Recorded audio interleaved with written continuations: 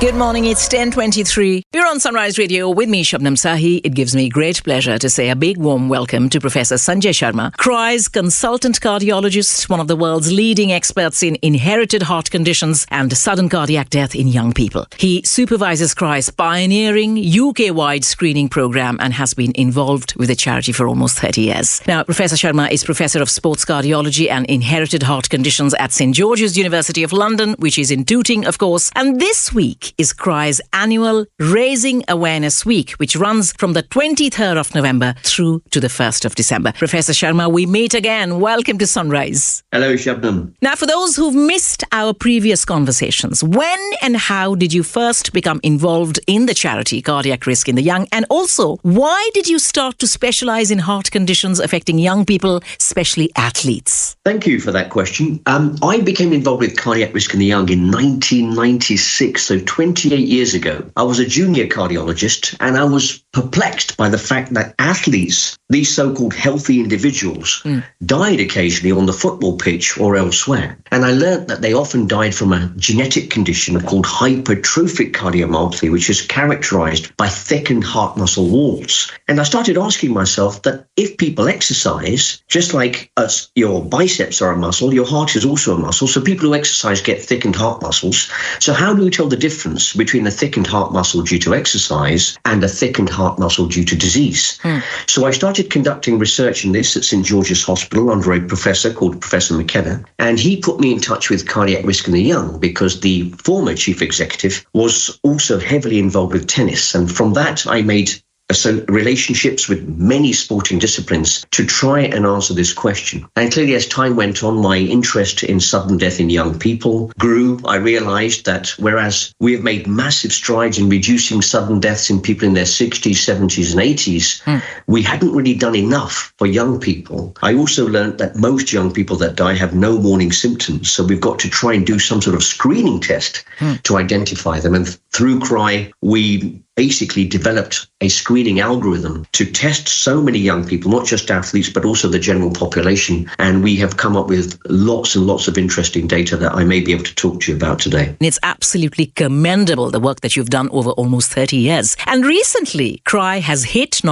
surpassed the milestone of having screened 300,000 young hearts. How does it feel to have played such a key role in CRI's incredible development and the growth of its screening program over the years? Oh, it's absolutely fabulous. I think I wear multiple hats, but I think this hat as being the lead cardiologist for Cardiac Risk in the Young is probably something I'm most proud of. And it's great that the charity has had so much momentum, made so much difference in achieving this. I can tell you now that by screening 300,000 all-comers, so not just elite sports people, but all young people aged between 14 and 35, we've identified that 1 in 300 young people have a cardiac condition that could potentially kill them. We've also identified that once you diagnose someone with a potentially serious heart condition, around 40% of these people end up having life-saving therapies. So I believe that by picking these people up, we have made a massive difference to the young population. There's one thing someone dying at the age of 80, and there's one thing someone dying at the age of 22 or 23. That's, 60 years of life years lost, which we may have given these people back by identifying them early. CRI is approaching its 30th anniversary next year in 2025. And what do you think have been some of the charity's key achievements over its 30 years? I think the most important thing they've achieved is raising awareness of sudden death in young people. People find it very hard to believe that a 20-year-old or a 16-year-old could go to bed one night and never wake up. That's something that's not fathomable unless someone's actually experienced that. So what they've shown at global level is that we have 12 such events in this country each year that a young person dies suddenly. They've identified, and this number 1 in 12 is now, it's accepted nationally. It's even accepted by the British Heart Foundation. They've basically promoted screening. I think they're the one charity that's done more screening for the general population, young general population, than anyone else. They've identified figures that I've just told you. 1 in 300 young people have serious cardiac conditions. Importantly, they've helped families. When a family has a loved one that they've lost, that family is completely lost. They really don't know what to do. They've supported the journey of that family, i.e. ensuring that the post-mortem was conducted by a specialist cardiac pathologist, so we had the correct answers. They've promoted rapid evaluation and assessment of first-degree relatives of the deceased in our clinics.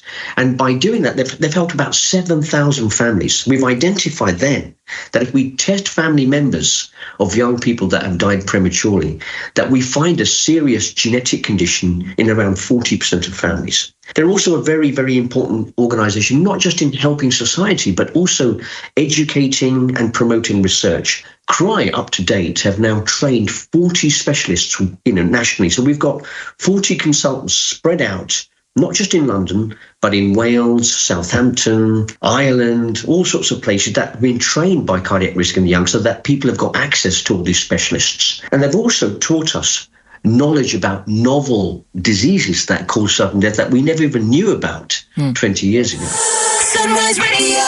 I'm in conversation with Professor Sanjay Sharma, consultant cardiologist with CRY, cardiac risk in the young, involved with the charity for almost 30 years. Now, we hear a lot about artificial intelligence. It is here, there, everywhere. AI is in medicine and healthcare as well. Do you think this kind of technology could revolutionize CRY's screening program? Absolutely, hugely. You may be watching these high-profile events, when you see someone high-profile having a cardiac arrest and living, and people are saying, gosh, that athlete was tested several times and nothing was found. The same has happened with cardiac risk in the young. Obviously, when you've tested 300,000 people and you've cleared a small number have died despite being cleared. And even if you go back and look at their ECGs, they look absolutely normal. But I think with artificial intelligence, a pattern may be developing where a computer can see something that we can't see, and it may actually very accurately identify high-risk people that the human brain can't do at the moment. Now, Professor Sharma, we've spoken about this before, but are people of Asian background more susceptible to heart conditions? Do you think awareness of heart screening for young people could be improved in our British Asian community? One thing I can say is that middle-aged and older Asians are certainly more prone to atherosclerosis. By that I mean furring up of their coronary arteries. This is the sort of thing that people get if they smoke, have high blood pressure, have diabetes. But we see this coronary artery disease even amongst Asians who don't smoke. And that's part. There are multiple reasons for that. One is that our incidence of diabetes is much higher than other ethnicities. Secondly, we have got smaller coronary arteries compared to other ethnicities. And thirdly, I think we have more visceral fat, although you can't see the fat inside in the body than some other ethnicities. So I think that is true that they do. As far as young people go, I think people like Sunrise have done an amazing job over the past 3 years, advertising what CRY do, raising awareness. And we are seeing an increasing number of Asian families, Asian young people attending our screening programs. I think more could be done, I guess, by some of the Asian TV channels. But I think people like yourselves are doing a fabulous job, and we are hitting the benchmark that we were hoping to hit. Of course, Sunrise is proud to have supported cardiac risk in the young for 5 years now. Professor Sharma, do you have a message for our listeners about why CRY is such an important charity? Yes, I do. Well, CRY is probably the only major charity that supports screening of young people. I should tell all the young people here that most young people that die don't have any warning symptoms. However, if you do have a family history of someone who has had a cardiac condition aged under the age of 50 or who has died under the age of 50, if you experience any chest discomfort, disproportionate breathlessness when you're jogging, if you're having a rapid palpitation, feeling episodes of lightheadedness when you're jogging, or if you've had a blackout, then you must seek medical attention. Thank you so much for that, Professor Sanjay Sharma, CRY's consultant cardiologist, one of the world's leading experts in inherited heart conditions and sudden cardiac death in young people. Thank you so much for your time. Thank you very much. I'd just like to remind my listeners that for more information about the work that CRY does, please head over to c-r-y.org.uk or follow CRY on social media, on Instagram, Facebook and on X at cry_UK. Sunrise Radio.